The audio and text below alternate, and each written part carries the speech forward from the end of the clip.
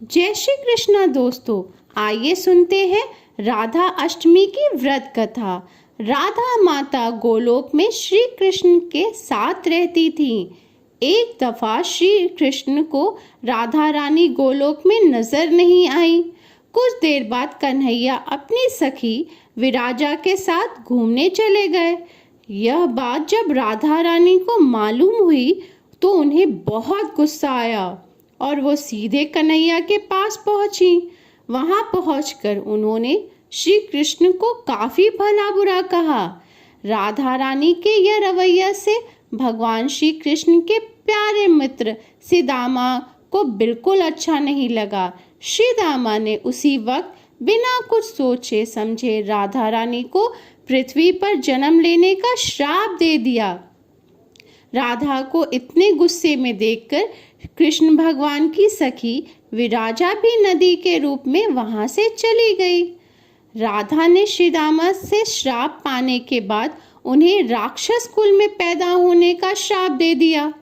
राधा जी के द्वारा दिए गए श्राप की वजह से ही श्रीदामा का जन्म शंखचूंड दानव के रूप में हुआ। आगे चलकर वही दानव भगवान विष्णु का परम भक्त बना।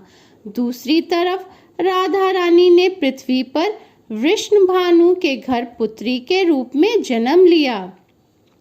राधा रानी के जन्म वृषभानु के घर में तो हुआ था, लेकिन उनकी पत्नी देवी कृति के गर्भ से नहीं। दरअसल जिस समय राधा मैया और श्रीदामा एक दूसरे को श्राप दिया था, तभी भगवान श्री कृष्ण ने कहा था कि राधा, आपको वृषभानु जी और देवी कृति की पुत्री बन के पृथ्वी पर रहना होगा। मनुष्य के अवतार में आपका एक वैश्य से विवाह होगा, जो मेरे असंख्य अवतारों में से ही एक होगा। इस तरह आप पृथ्वी पर भी मेरी ही बनकर रहेंगी, परंतु हम दोनों को बिछोड़ का दुख सहना पड़ेगा। इसके बाद भगवान कृष्ण जी राधा जी को मनुष्य योनि के रूप में जन्म लेने की तैयारी करने के लिए कहा। संसार के सामने वृषभानु जी की पत्नी गर्भवती हुई। जिस तरह एक बच्चा दुनिया में आता है, ठीक वैसे ही देवी कृति का भी प्रसव हुआ। लेकिन असल में राधा माता का जन्म देवी कृति के गर्भ से नहीं हुआ। भगवान की माया से उनके गर्भ में वायु भर गई। देवी कृति ने उसी समय वायु को जन्म दिया। इस दौरान उन्हें प्रसव पीड़ा हो रही थी। वहां राधा माता का रूप में एक प्यारी सी कन्या के जन्म लिया।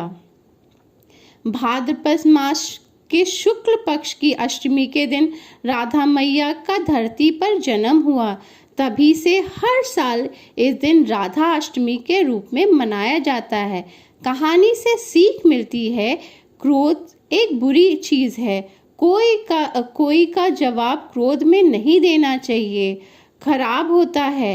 इसके कारण कई दुविधाओं का सामना करना पड़ता है।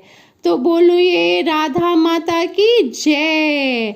और आप सभी को राधा अष्टमी व्रत की ढेर सारी शुभकामनाएं। तो सब कोई बोलिए जय श्री कृष्णा। राधा रानी की जय हो। आपको पसंद आए तो लाइक और सब्सक्राइब कीजिए मेरे चैनल को। धन्यवाद।